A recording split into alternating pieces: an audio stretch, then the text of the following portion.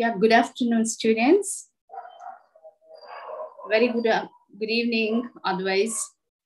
So, it's so nice to see you all once again. So, in yesterday's class, if you remember, please let me know like what we discussed and all. Hope you all remembered. We discussed about the most important administrative units or otherwise offices of our central government. We discussed three important offices, that is Central Secretariat, we discussed, and we also spoke, mentioned about Cabinet Secretariat.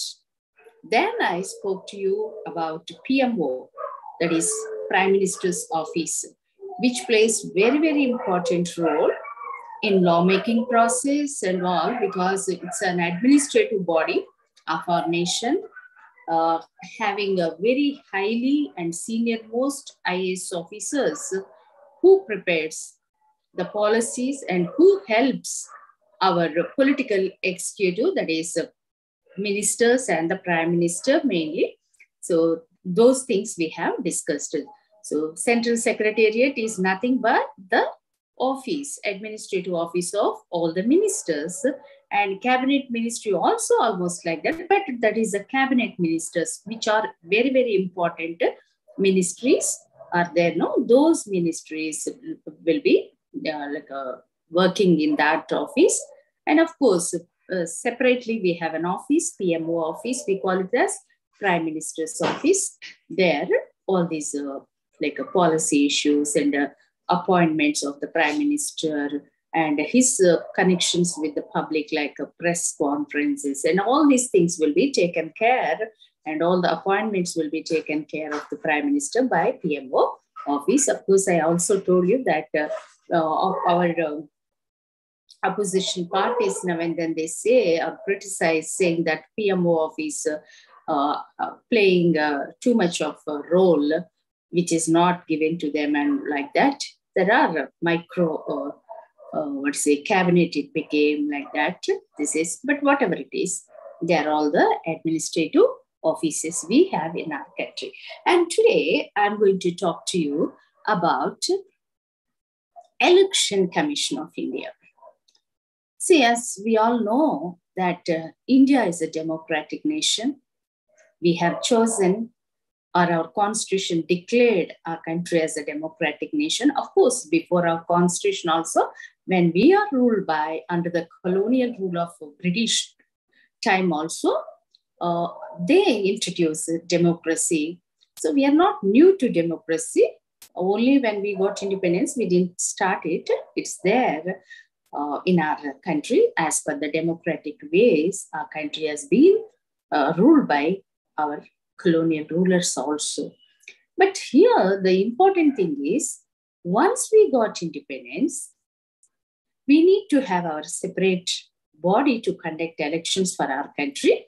So therefore, our constitution has created a separate commission or an independent body to conduct free and fair elections, because democracy is like the success of democracy depends the way we conduct the elections. So here I would like to talk to you about our election commission in our Indian constitution, because already I told you it's a constitutional body, autonomous body, permanent body, and a constitutional body, means created by the constitution. In our constitution, Article 324, in chapter or in part, because our constitution divided into various parts, say 25 parts. In the beginning, we have 22 parts, but now it has increased. So among that, 15th part of our Indian constitution containing about election commissions, issues and all. So as according to that, I'm going to talk to you, what is this election commission, how they are going to start. The first slide I want to show to you all. So in the first slide, if you see my PPT, the first one, yeah, that's all about our election commission year when it was established. I have given here in the year 1950. the first time general elections when we conducted. Previous that it was established, and its main function is to conduct elections to the parliament, state legislatures, and to the important offices of our country, that is the President of India, Vice President of India, are being conducted by this body. And as I told you, parliament, state legislature, that's the main thing. Okay, so for this parliament elections and state legislature elections can be divided into 3 types. Okay, so therefore, Election Commission in our country conduct 3 types of elections for our nation.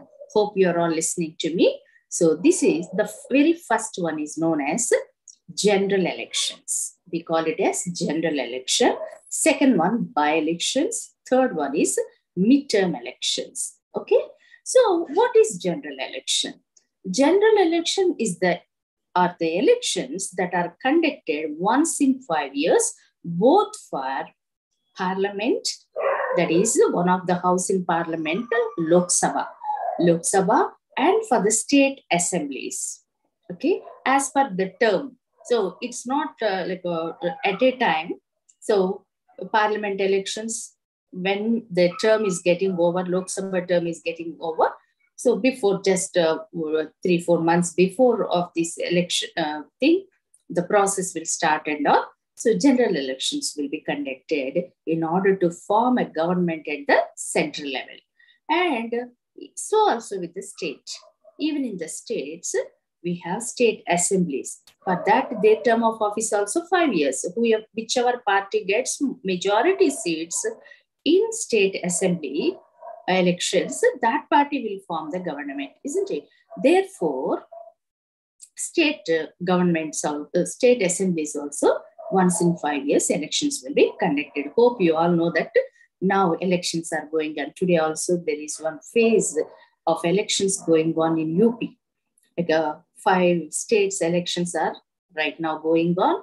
They are known as general elections, once in 5 years when the term of the assembly gets over. Okay, that's the general elections. By-elections are the elections, as you all know that, in what we call them. Suddenly, if any person, sorry, I'm talking about by-elections, no? Yeah, by-elections are the elections when somebody unexpectedly resigned or passed away. In order to fill up that particular vacancy, we conduct elections. They are known as by-elections. And midterm elections are the elections. Suppose we are electing legislative assembly as well as the Lok Sabha for 5 years. Before 5 years, unexpectedly, if they are dissolved, before 5 years when they are dissolved, so in order to again to form the legislative assembly as well as Lok Sabha, so we conduct, the election commission conduct elections. We call them as midterm elections, means in the middle, like before it completing the elections, the term, we are conducting the elections. Hope you understood this. General, or otherwise second one, third one can be called as a second one also, midterm, and the by-elections only for 1 vacancy or 2 vacancies, suddenly resignation or death, or for ill health. For all these reasons, some of the representatives, they resign. So at that time, we conduct the by-elections. Okay, so this is about the different types of elections that Election Commission is created in order to conduct elections in our country. So then when we see what is the composition of this election commission, the second one, their structure. What is the structure of election commission? If you see, our Indian Election Commission, as I said, like in 1950, it was established, Election Commission of India. But in the beginning, it has only one election commissioner, the head. There is only one person. But You all know that at that time in the beginning, voting age was 21 years. But in 1986, we have reduced the age. So as per that, what happened, uh, whoever attained the age of 18 years are eligible to contest, vote, uh, to give their vote, to cast their vote in favor of any party they like. Means voting age has been reduced at that time onwards because number of voters have been increased. The workload of the election commission also has been increased. That's the reason why the changes have taken place by the constitution, and they made it as a multi-bodied committee or a commission. Right now, we have 3 election commissioners in our election commission. One will be called as the senior most, will be known as the chief election commissioner, and there will be another 2 election commissioners we have in our country. But all of them, 3 of them will get the same, they will enjoy same powers and same kind of salaries, and term of their tenure also same. According to our constitution, like how the Supreme Court judges enjoy the powers and all, no, such kind of privileges, powers, or status they will enjoy in our country. So, and these people are appointed by the President of India. Their age will be 65 years, retirement age, or 6 years, whichever is earlier, they will be retiring from the position. Okay, so that's about the election. Their salaries, I told you, it comes from Consolidated Fund of India, which will let's say, President of India, chief judges of High Court and Supreme Court judges' salaries are coming now. From there, these salaries, their election commission salaries also come from. The main reason for it is, in order to make this, that I'll show you in the third thing, please, you see the third one. See, in Article 324, in this article, it explains about their status, Chief Election Commissioner and all, to have security, because conducting elections, there will be so many pressures, no? So without bending for those pressures, without otherwise not to be having any partiality, free and fair manner to conduct elections, they need independence. Just like Supreme Court judges to give judgments and all, how they need, independency, so also they are given with independency. If they are dependent on the government for their salaries, for their service issues and all, they cannot be independent, no? So that's why, in order to make them independent, autonomous, what our constitution has done under Article 324, they provided special status, or otherwise what we call independency to them. They get all kind of salaries, salaries from Consolidated Fund, and all kind of privileges what others like Supreme Court judges and all enjoy. And at the same time, they cannot be removed from the office by the government, but they will be removed by the President of India on the basis of the resolutions given by the both houses of parliament. Just like a impeachment procedure, I think I explained to you when we discussed about the President of India and Supreme Court. So just like that, okay? So it's all depends on the how parliament, whether to remove them on the charges of inefficiency, misuse of powers, misbehavior, incapacity. That's what I have given you there, no? If you can see. So these are the different procedures we follow for the election. And this election commission, we'll see in the next one. So these 2 people, 3 members, you feel that conducted elections for this huge and a great nation of our India. So having somewhere, I think I told you or not, Indian voters are equivalent to the total population of USA, UK, Canada put together. The whole, like what say, UK in the sense Europe, sorry, not just UK, entire Europe, America, and Canada put together their total population, how much? That was our just only the voters population. More than 85 crores of people or voters are there in our country. So conducting elections, three types of elections, not only these people, even president and Rajya Sabha elections, vice president elections, such a tedious like works they have. So to conduct a number of people are helping them. So under Election Commission of India, in every state, we will have regional election commission. At every state, there will be a regional. That's what here I have given last thing.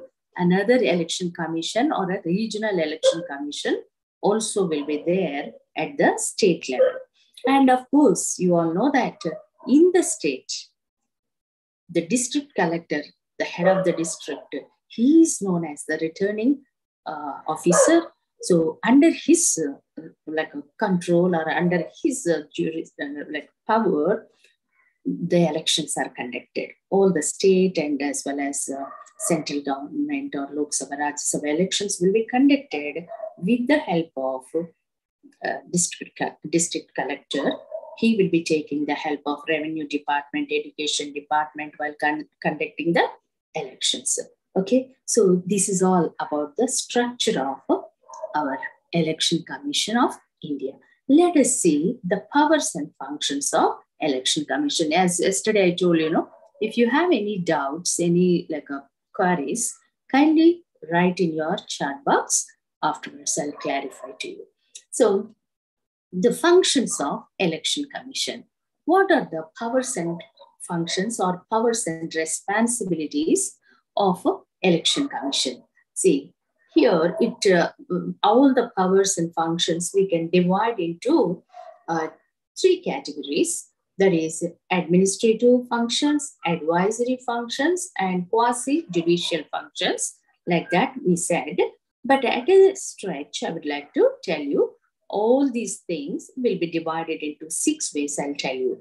The very first thing is that Election Commission duty is to, throughout the country, or to divide the entire nation into various constituencies, into divisions. So we call the divisions as the constituency.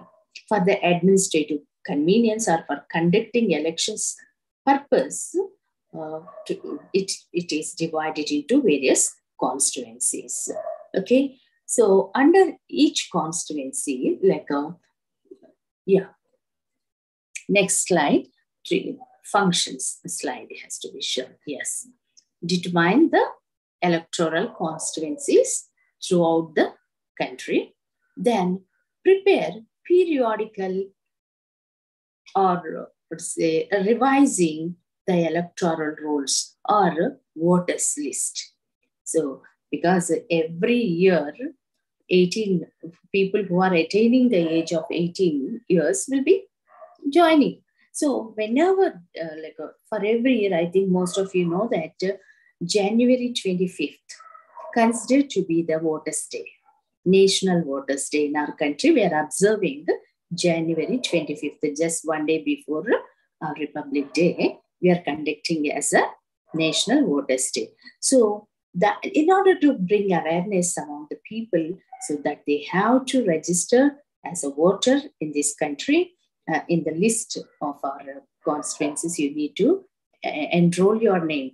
But that works will be taken care by the Election Commission. They enroll the new voters and also delete the people who passed away, who died, who expired. Their names will be removed.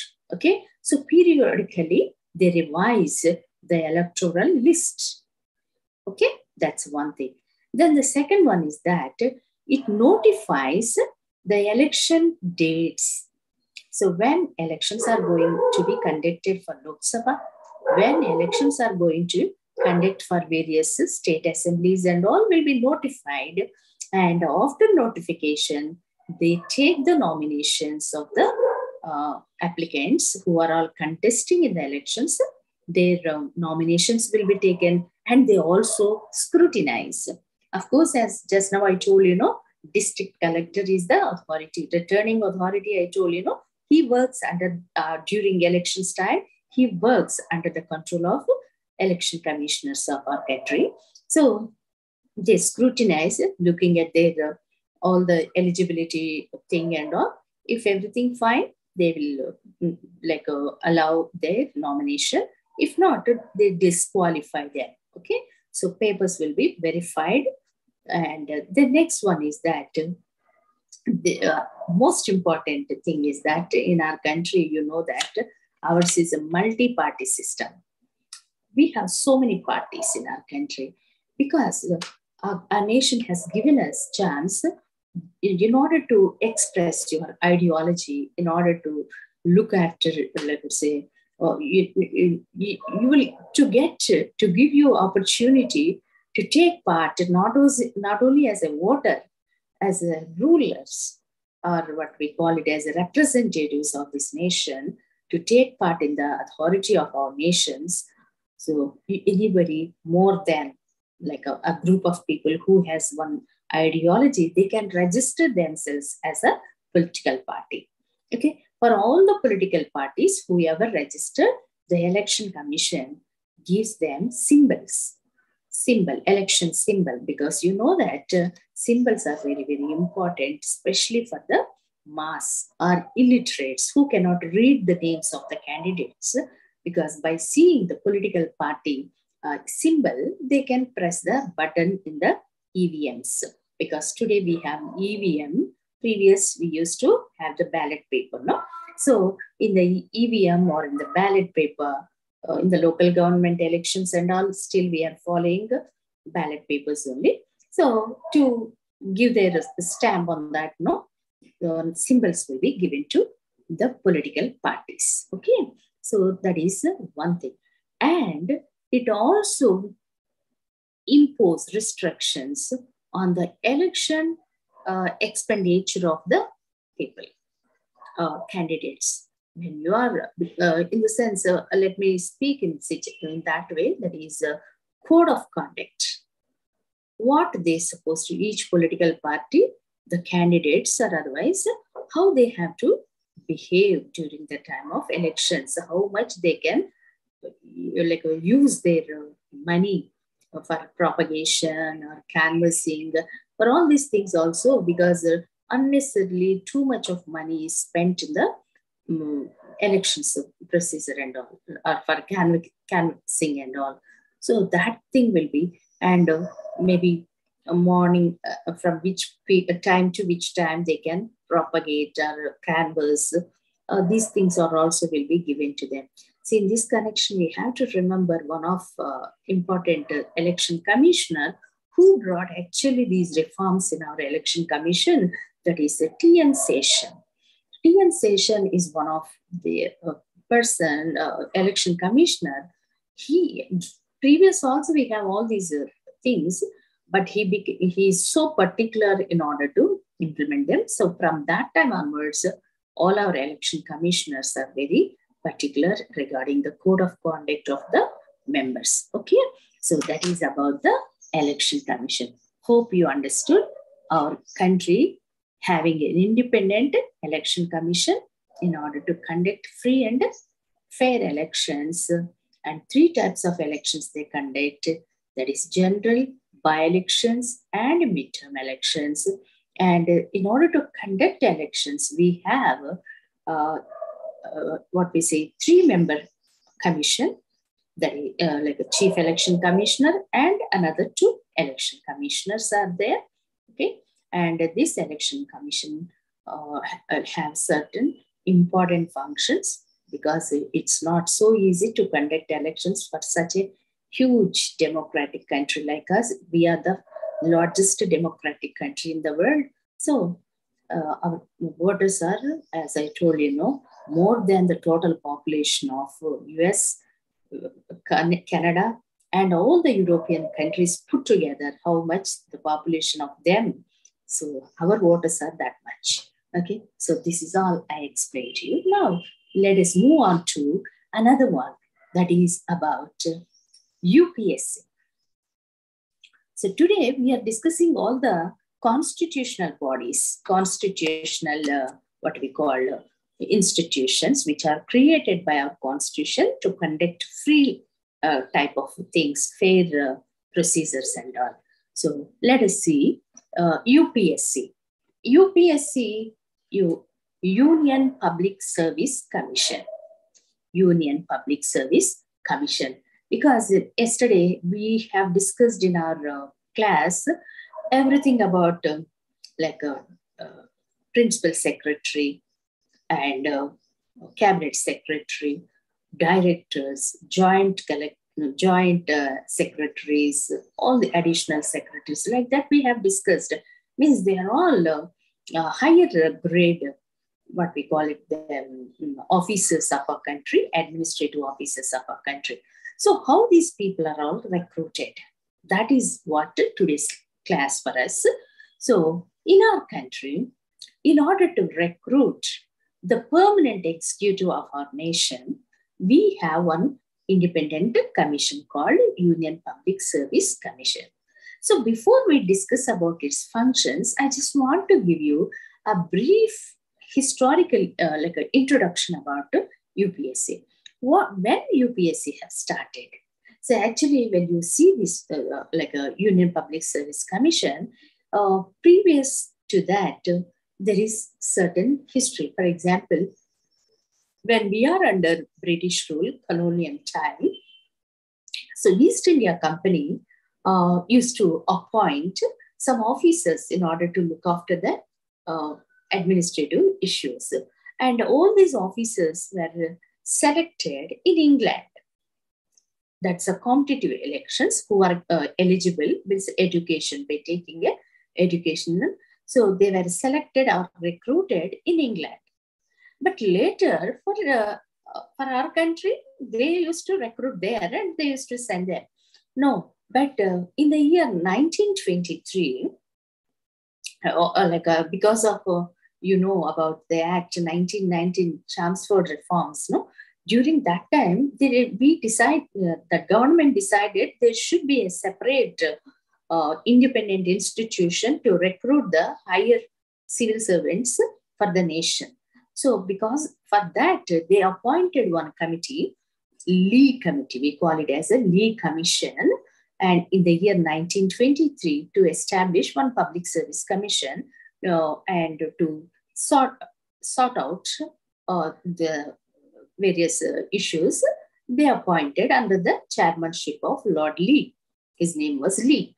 Okay, and finally they accepted. They proposed certain methods how to recruit civil servants, Indian civil servants, and they have named that one as Public Service Commission.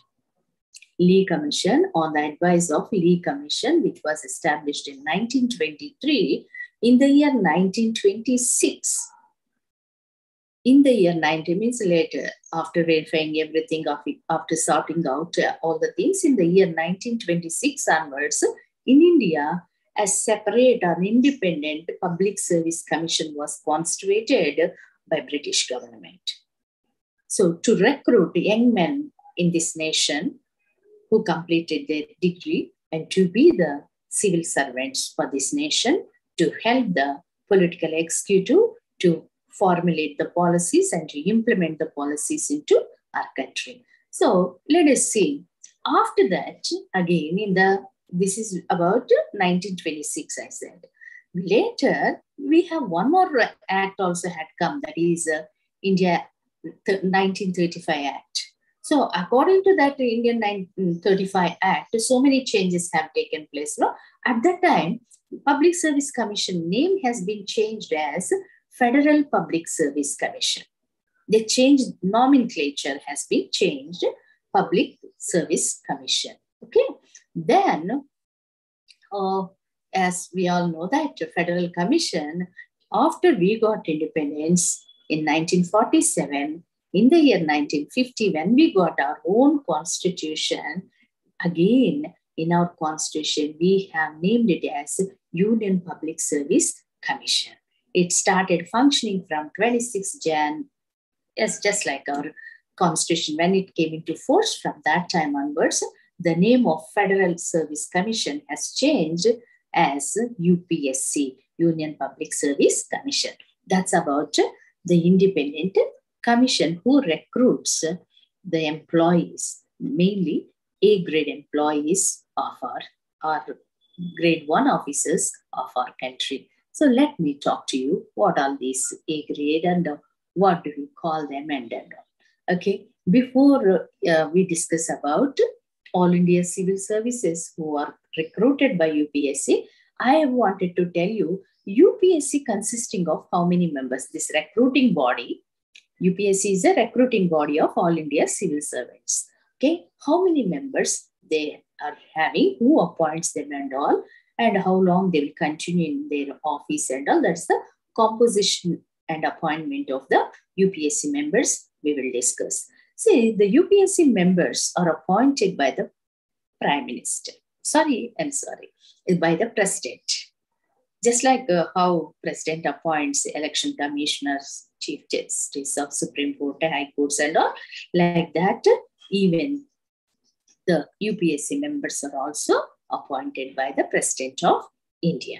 Okay, of course, I said like a Prime Minister, but on the advice of Prime Minister and only he appoints, but executive orders will come from on the name of a President only.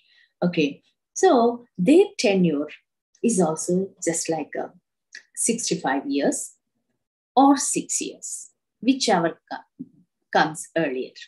Okay, until they get the age of 65 years or until they finish 6 years, whichever is earlier. If, for example, a person is appointed as a UPSC chairman or a member at the age of 55. So when he was appointed as the age of 55, as per this one, he will retire from UPSC, but he will continue his service because they are all these servants only. So they will continue up to 61, 6 years. For example, if a person, when he was at the age of 61, he was appointed as a member in the UPSC. Then he cannot work 6 years, no? He will be continue up to 65 years, means 4 years or something. Okay, so that's how whichever is earlier, they will be quit the position. That's one thing. Let us see their functions, UPSC functions. What are the functions of UPSC? UPSC perform 3 different functions. Functions is the next slide. Functions of the UPSC. That is regulatory functions.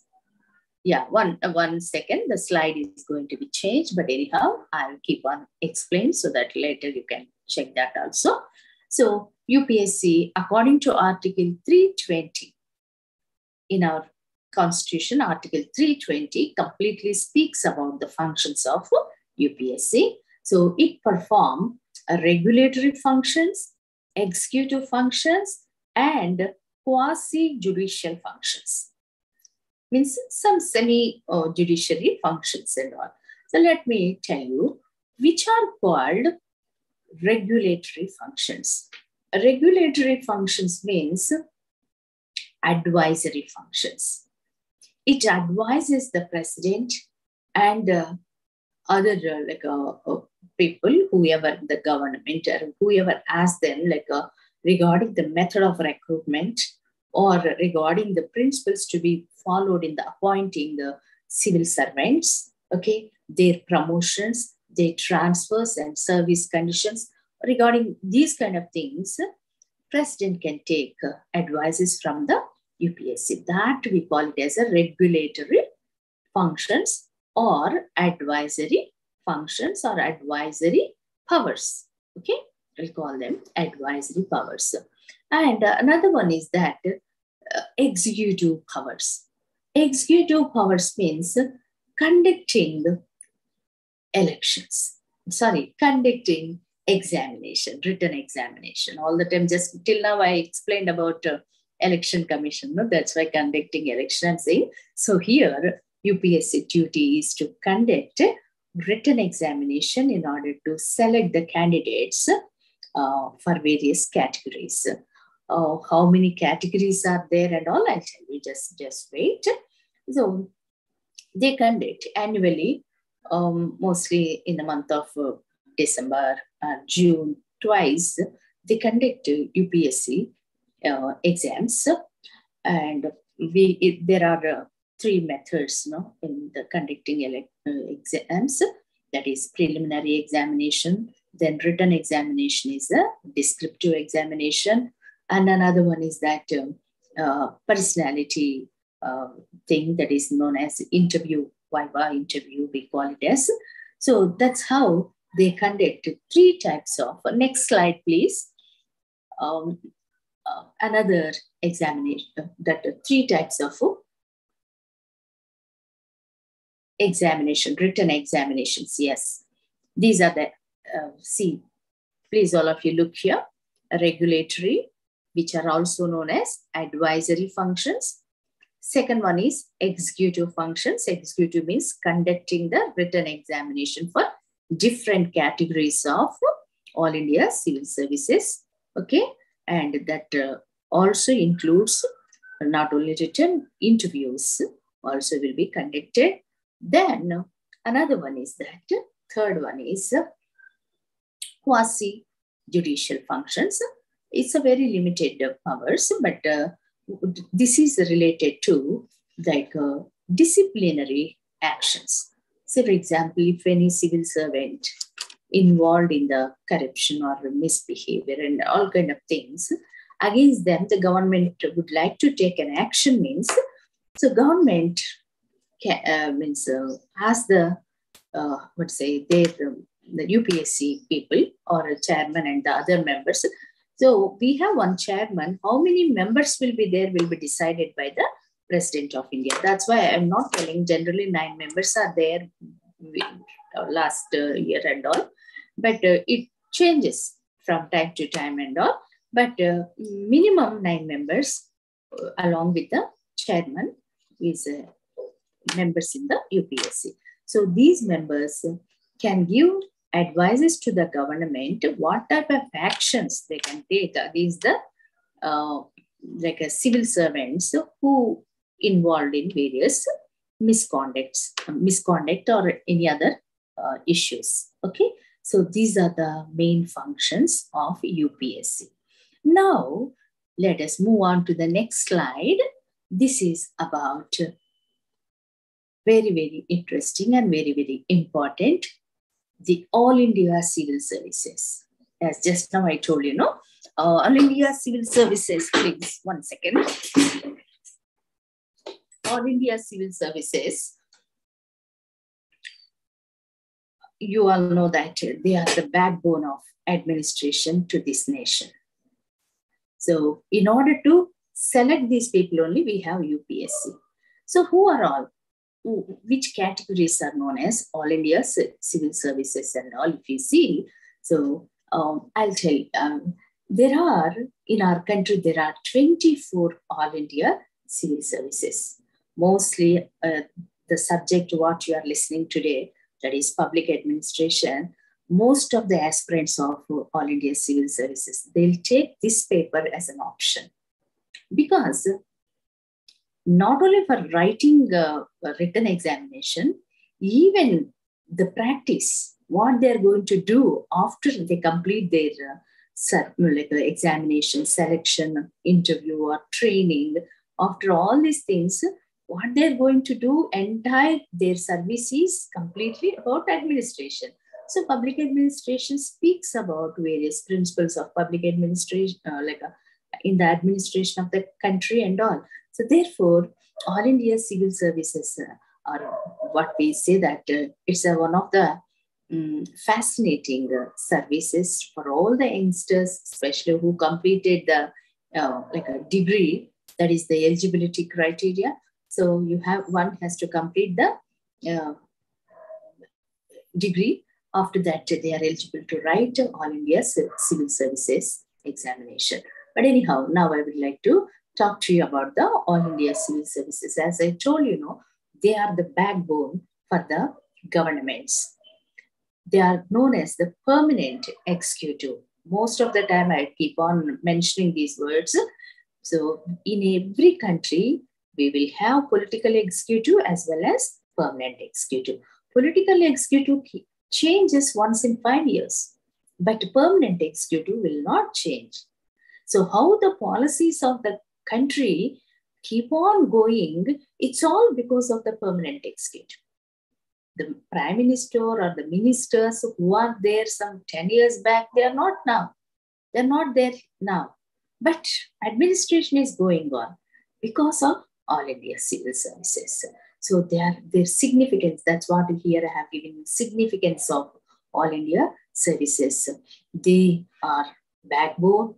They are the people who formulate policies to the ministers, because they have all the knowledge of subject knowledge, technical knowledge. They will help the authorities in not only administering, implementing, but even formulate the policies and all, or development schemes. They are the people who propose various development schemes, and not only proposing, implementing development schemes, policies, not only policies, formulation, analysis of the public policies. That's a very important thing. How far they could able to reach the targeted groups and all will be looked after by them. And for the well-being of the people, and number of operations, what political parties have thought of, all these things will be implemented by this machinery. Okay, so grassroots level development, or let's say all kind of things, will be implemented by these people. So therefore, they are very, very crucial to the nation. Here, one more thing you have to know. These All India civil servants are selected by central government or union government, but they work for the states. 2/3, more than 75% of civil servants were given to the states by the center, or rest of the people, all the senior grade people, they will be in the central secretariat and personal secretaries for various ministers and all. But all others, like district collectors, we call, no? So they're all commissioners and all will be sent to the states. So, but these All India civil servants, they are responsible or accountable for both the governments, central government as well as state governments. Where they are working, they have to be, and whom they were selected, by whom they were selected for that government also, they are responsible. Okay, so that's about the nature of this. And here I want to tell you, I said we have 24, next slide, in 24 services we have, I said, no? So out of them, generally people know 3 important services. They are IAS, All India Administrative Service, then IPC,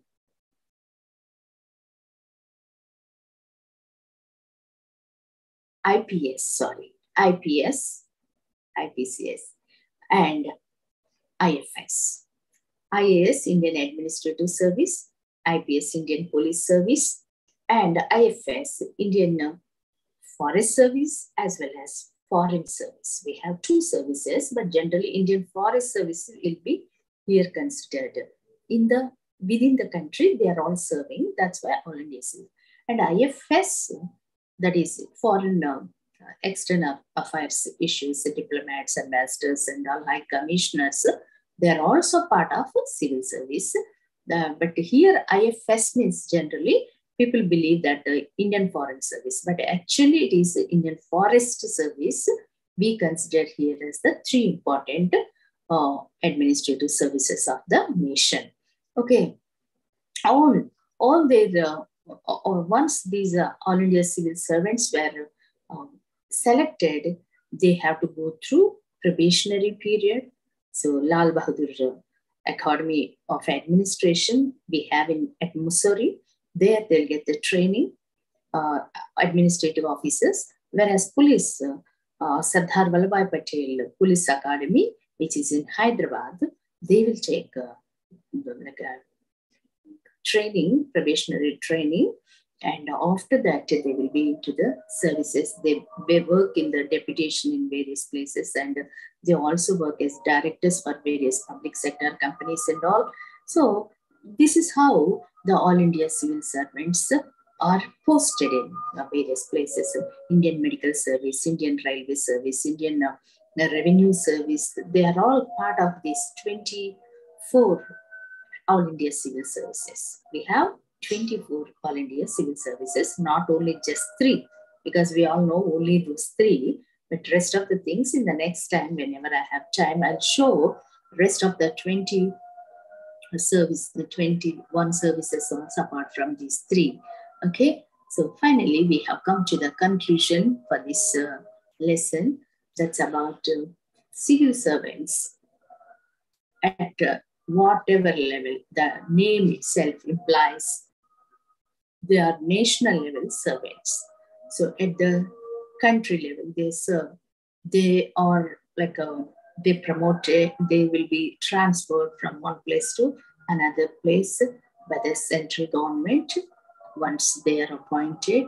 Mostly one state cadre, if they are allotted, mostly they work in that state, but very generally, very, very rarely, they will be moved to another cadres, other state cadres and all.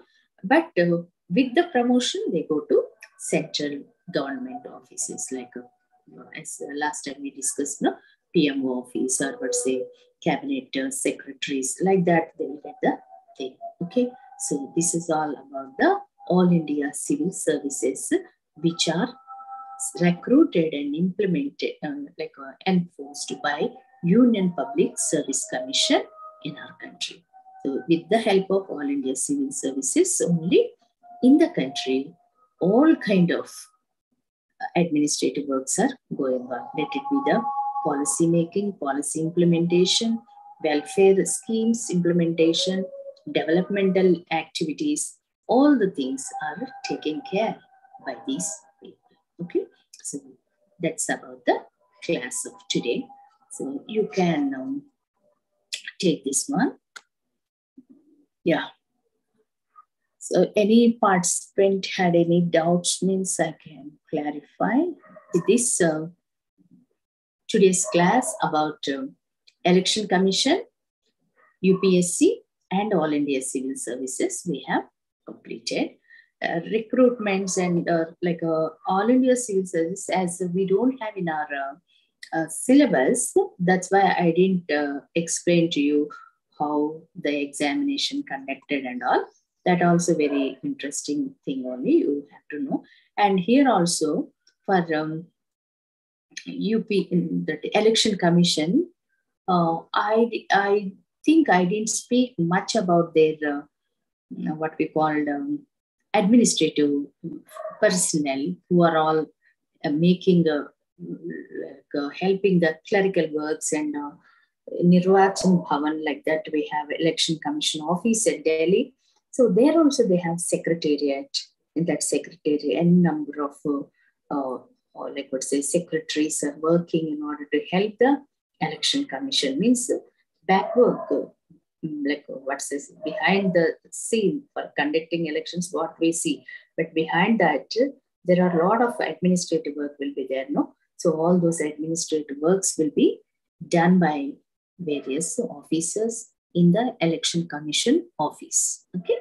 So thank you so much for joining for today's class. So next week, again, we'll meet and we will have a separate class. I'm expecting most of all of you to come to the classes. So some of you are not attending, please come to classes and